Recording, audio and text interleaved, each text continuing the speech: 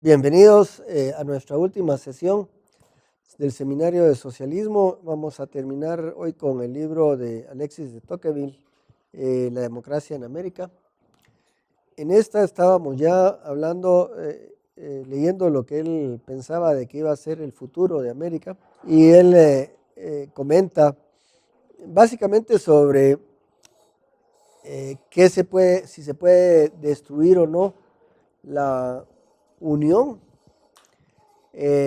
la república, y por último habla del comercio, o sea, por qué los americanos son mejores comerciantes del mundo, digamos. Cuando habla sobre la unión, él se refiere precisamente a esa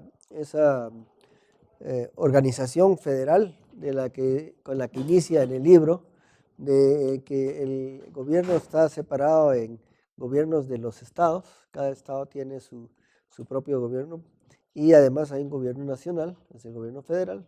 Y entonces habla de que hay tres actos de soberanía, digamos, que se pueden distribuir entre los distintos.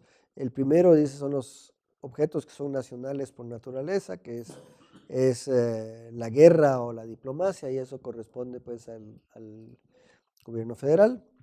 Luego los que son provinciales por naturaleza, que corresponde a los estados, que es, por ejemplo, el presupuesto municipal y gastos municipales. Y luego lo que él llama de naturaleza mixta, que podrían ser por el gobierno nacional o por el gobierno municipal, o por los dos, que en sí es el que regula y protege los estados civiles y políticos de los ciudadanos y protege los derechos de los ciudadanos.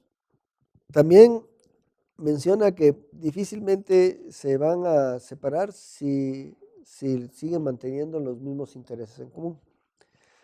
Si llegan a tener intereses distintos, entonces podría fraccionarse la unión.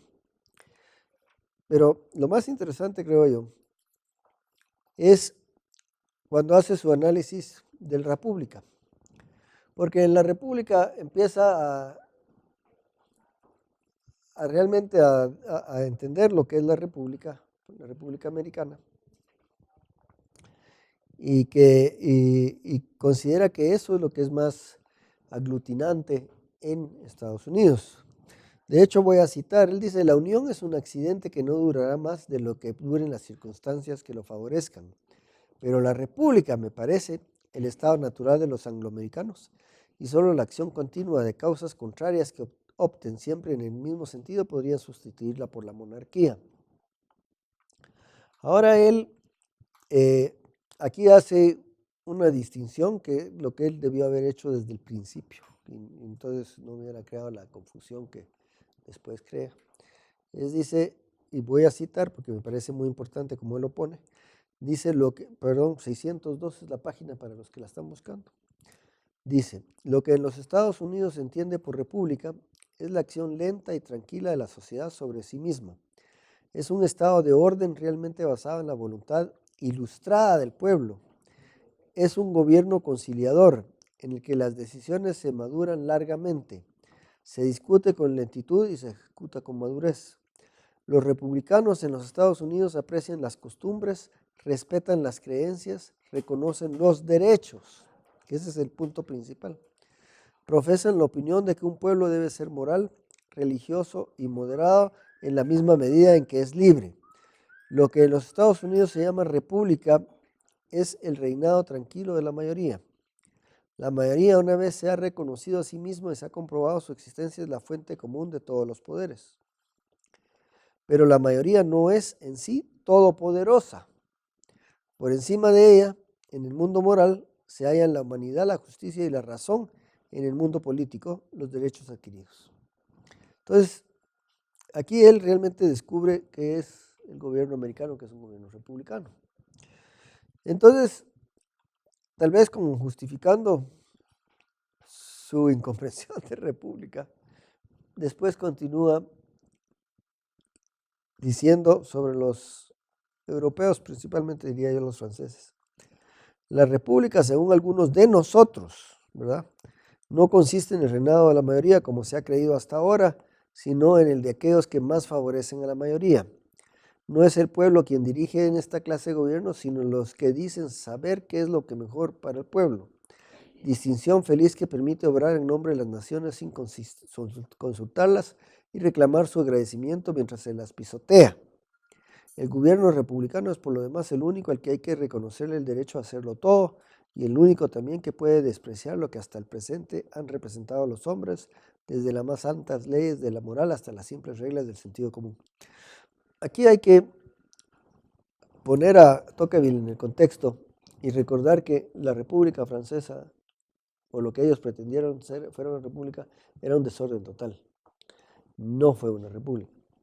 De hecho, Tocqueville ya vivió lo que aquí por insistencia de Donald, lo que yo escribí en el artículo Nosotros los burgueses, que fue el del 28 de octubre.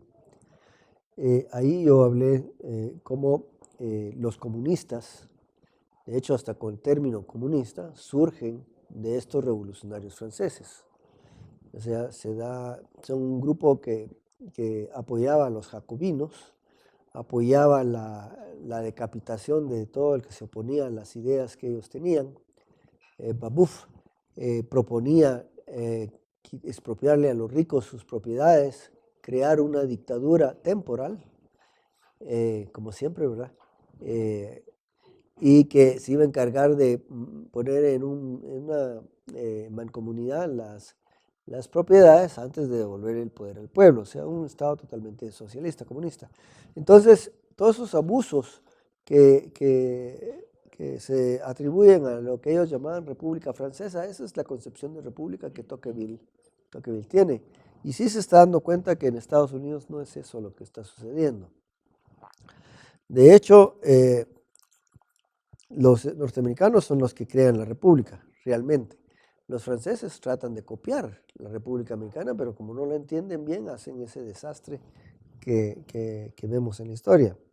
Y luego sigue, dice, la idea que los norteamericanos se han formado de la república les facilita singularmente su uso y asegura su duración, ¿verdad? Porque es otra idea, que es lo que Estados Unidos entiende por república. También voy a citar de este capítulo en la 605, cuando sigue hablando de la república, dice, así en los Estados Unidos, el principio generador de la república es el mismo que rige la mayoría de las acciones humanas. La república penetra, pues, si se me permite la expresión, en las ideas, en las opiniones, en todos los hábitos de los americanos, al mismo tiempo que se establecen sus leyes. Para llegar a cambiar las leyes sería preciso que se transformaran ellos por completo, ¿verdad? Y está hablando de ese concepto de respeto a los derechos. En los Estados Unidos, la religión misma de la mayoría es republicana. Somete las verdades del otro mundo a la razón individual. Al igual que la política, abandona al buen sentido de todos los ciudadanos de los intereses de éste y consiente que cada hombre elija libremente el camino que ha de conducir al cielo, del mismo modo que la ley reconoce a cada ciudadano el derecho de escoger su gobierno. O sea, ahí sí entendió él que había una diferencia.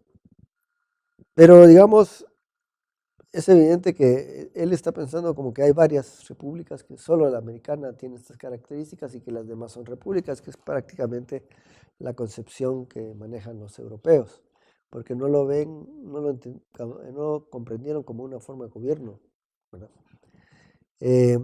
Luego termina él hablando de que las ventajas que tienen los Estados Unidos de Norteamérica en el comercio es que tiene los mejores puertos, los más profundos, los más amplios y seguros del mundo, que además necesita el mercado de Europa y Europa necesita el mercado de América.